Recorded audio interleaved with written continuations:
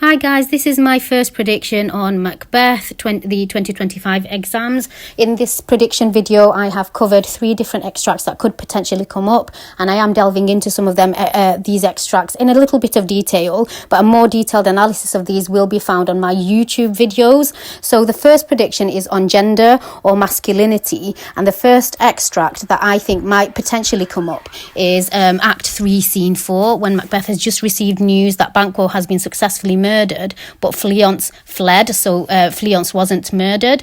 Macbeth's reaction to this is, the first quotation is, "Then comes my fit again," which shows how weak but also delusional and fickle Macbeth is. He goes from strong to weak throughout the play. And we can compare this with what he says later on when he says, "Before this, I had else been perfect," which is a very different reaction to after he initially murdered Duncan. He says that before this news, he felt whole as marble, founded as a rock, and now he feels cabined, cribbed, confined. This second quotation, cabined, cribbed, confined, I've analysed in a lot of detail on my YouTube videos. Throughout this extract as well, there's the use of serpent imagery when he speaks about Banquo and Fleance, which reminds us of Lady Macbeth's iconic quotation, "Look like the innocent flower, but be the serpent under it." So it shows how he is threatened by Banquo and Fleance power and masculinity and nobility, but more than anything, integrity. And when Lady Macbeth arrives on the scene, she refers to him as her royal lord, which shows how affectionate she is and how consoling she is. And later on, we're going to be discussing, sorry guys, the relationship between Macbeth and Lady Macbeth and how that changes. But this juxtaposes her later statement in this particular scene where she says, "Are you a man?" when he sees Banquo's ghost.